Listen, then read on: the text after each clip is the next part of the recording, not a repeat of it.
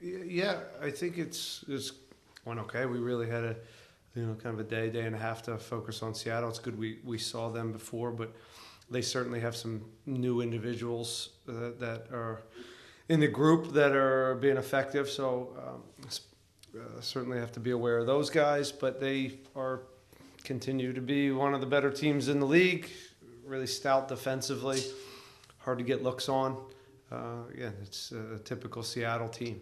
It'll be a tall task, but we're coming back home is nice. We had a long trip out west and not so good in LA, but a good response in the Open Cup.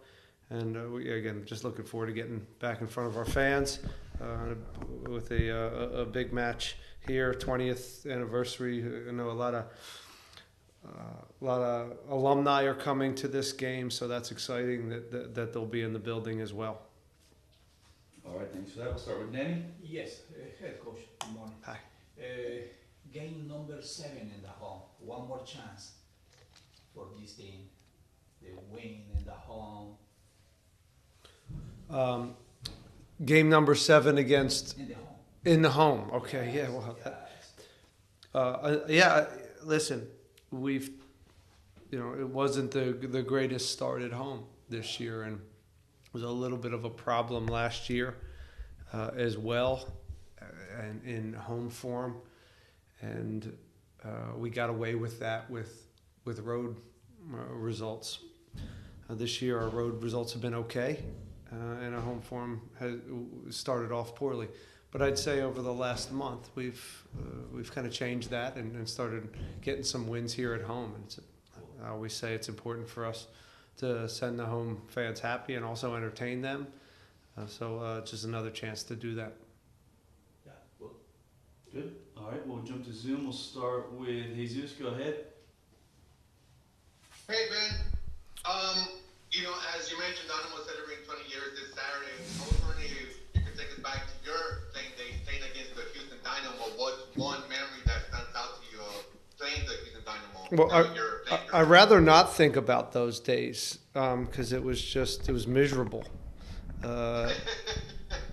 They just kicked your ass, and it was 100,000 degrees here, and I always said, as a coach and a player, coming here back in the days, you left bruised, your ego was bruised, your body was bruised, and it kind of affected you for I felt like 2 weeks as a coach, because you'd give everything, and you'd have to bring such a physicality and quality to the game to get past some of these teams when they were really at their peak.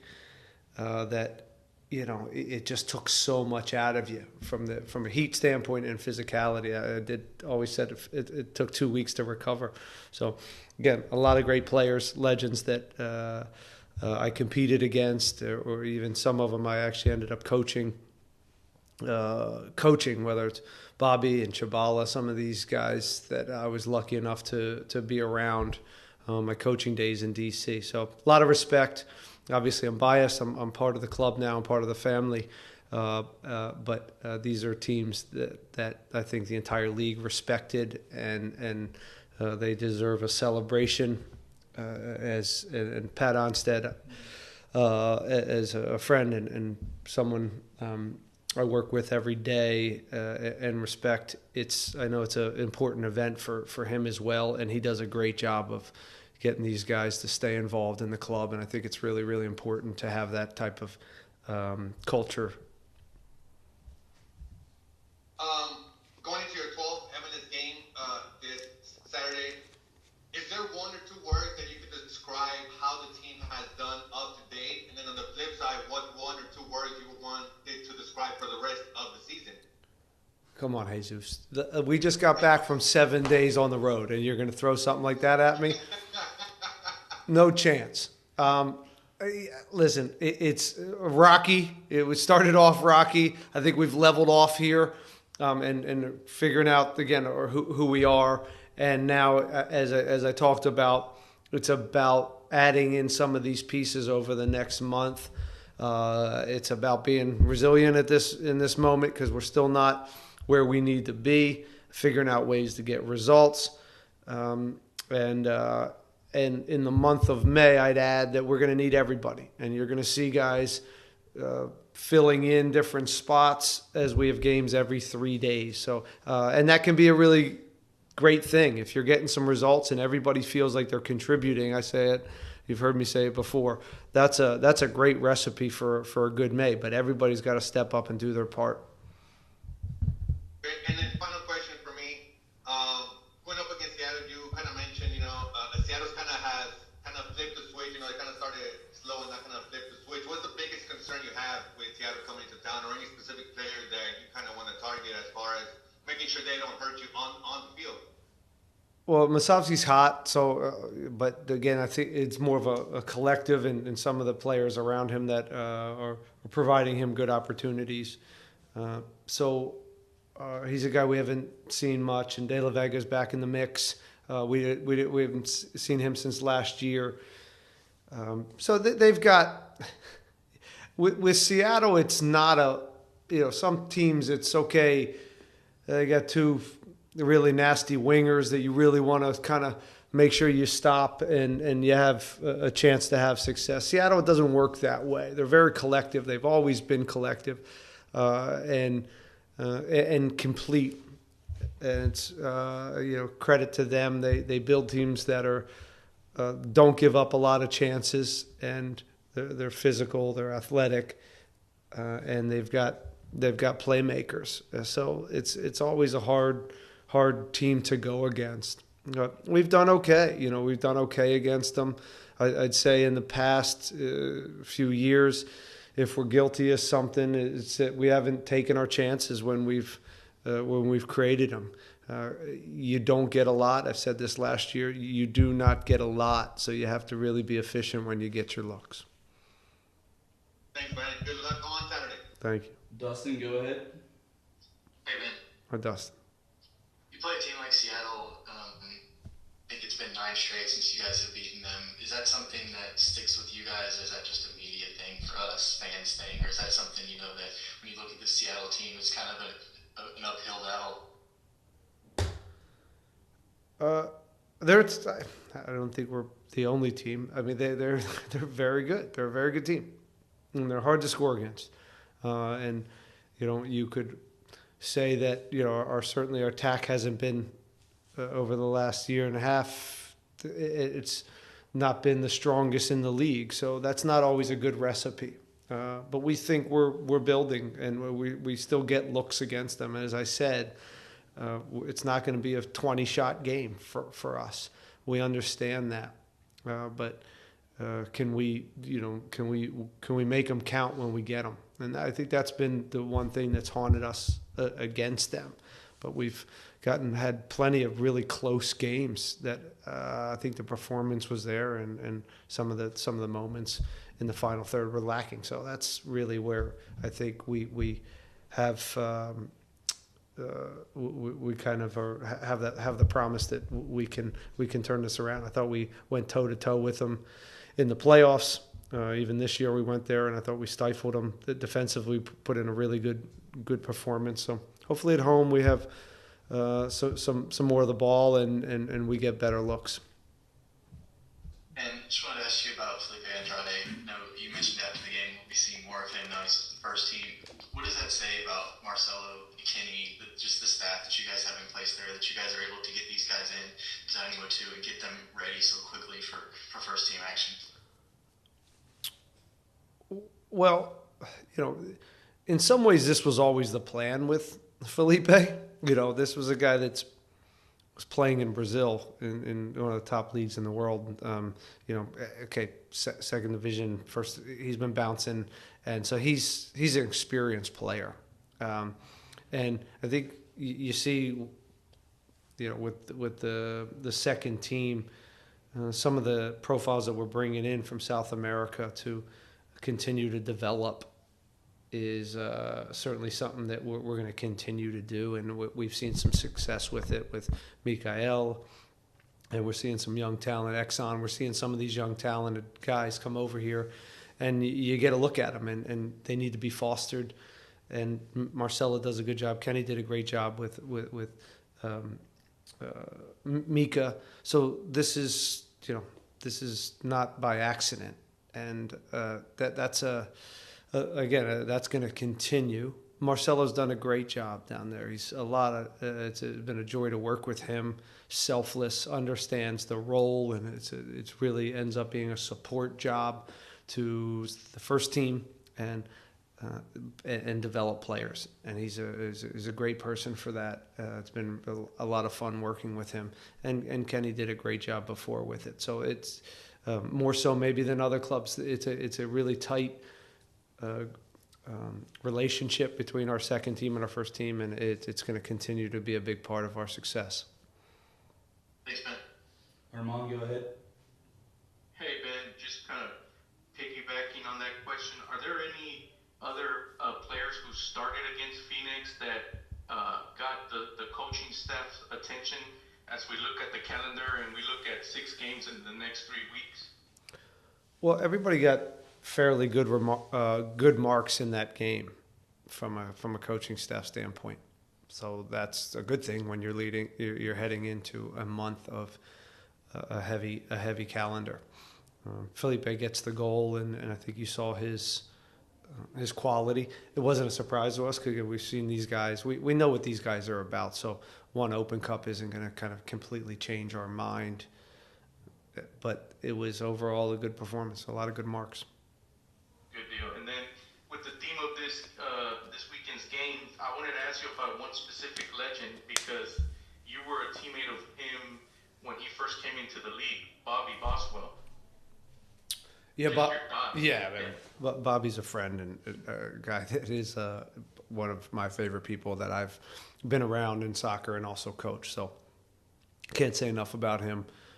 He was a big part of my teams and the kind of the character and personality that we had. He was a big influence on the DC teams, and obviously he's a winner, and and it's nice to see him every now and then. I know he's doing the radio and still connected to the club. He could talk a dog off a meat truck. He doesn't stop talking, but a real crack up too. A great guy in the locker room. That group had personality, and he was one of them. Good deal. And the last question is, have you seen Pat's bobblehead, and what do you think about it? Yeah, it's great. It's wonderful. They're never great. I can speak from experience.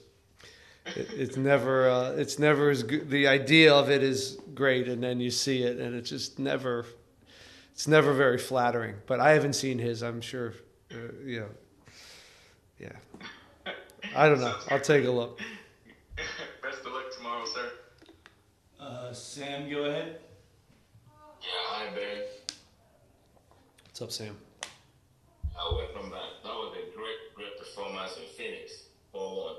I just want to ask, looking at the demand in schedule and the toll it takes on players, how have you been able to manage fitness and rotation to keep the players fresh ahead of this kind of game coming up on Sunday, which is the anniversary and legend weekend? The first Open Cup is really one of the trickiest lineups, I think, as a coach to pull off in finding a team that can win and have rhythm, with the fitness levels of some of the guys that you're trying to get in there, but also bring the right quality. So that's always a tricky dance. But now we're into, every 3 games or every 3 days we're going to have a game. So we're going to need everybody, and you can plan it Saturday, Wednesday, Saturday. We're going to play this guy next Wednesday, but that's not how it ends up shaking out, because you have to go through the game and you get suspensions and you get injuries, and that's why I say it's just the engagement of the entire 22 players that you're going to need that during this stretch is important. And so it's important to them to take care of themselves off the field, do a little extra in the gym, in the regen, and taking care of themselves, taking care of the machine to make sure they're robust and resilient through this time. But also you're going to rely on your depth. The good news is we're, knock on wood, fairly healthy. And we're adding some new players in. Dwayne Holmes trained for the first time today. We have Pablo coming in.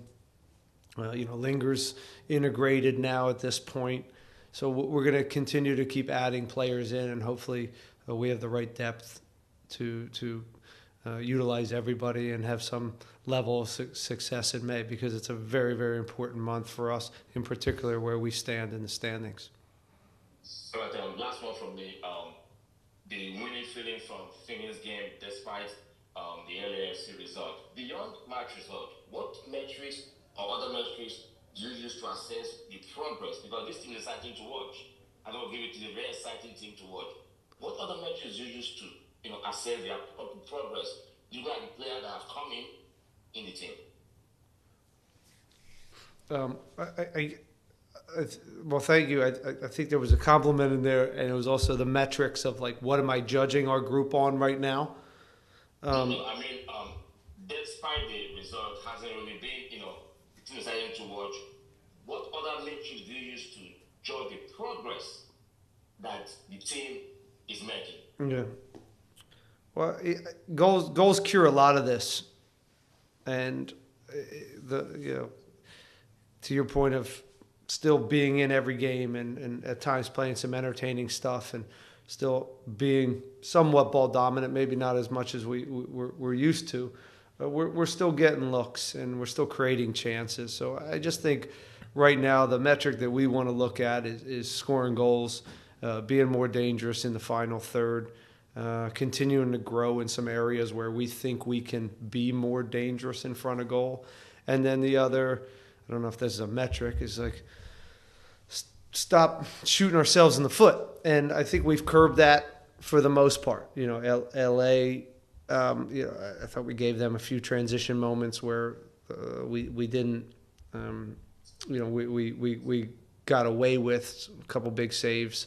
But, just being a little bit more pragmatic at times with the ball and not turning it over in bad spots. All right, thank you. Wish you all the best. Thanks. Jorge, go ahead. Good morning, Coach. Hi, Jorge. Coach, I just wanted to ask you about Andres Linger, right? He's got 4 goal contributions in his last 4 games.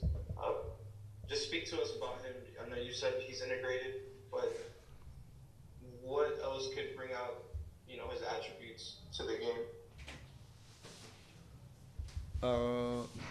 He's doing just fine. He's what we thought he was going to be. He's a guy that can run in behind. He can finish. He's selfless with. You see him. He could have taken that goal himself, but he's able to provide as well with high quality. So I think he's great. He's really what we needed in the attack. So when you have as many support players and guys that are good in possession, you threatening the back line and just overall, whether it's box occupation, whether it's just getting on the end of things, we need another guy that's dangerous in and around goal. So he's helped in that area, and I think we're set up for him to have success as well, because we do have the right providers, and he's going to continue to score. He's going to continue to get assists if he continues with some of the habits he has. And then lastly for me, I'm sure you're already planning for the summer in terms of depth. And Asher brought up the other day that there is a possibility the team could switch to a 3DP system. Is there anything you can speak on that? Are you looking at another DP? Sure. Yeah. That'd be nice. We're getting something. We're going to get something in the summer. There's different ways to go about that. Whether there's all different options, I think, are on the table. But certainly looking for something to bolster this team. And I think in some ways, at the end of May, into June, we'll know. I think we'll have a better, clear vision of what that player needs as we incorporate some of these guys and Linger and Pablo and Dwayne Holmes gets in there. I think it's still an evaluation process for us as an organization or a front office to figure out what that piece to take us to the next level is. So as much as we're figuring ourselves out, we still don't know what, as we add these other pieces in here, we still don't fully know. And we're gonna find out in the next month and a half.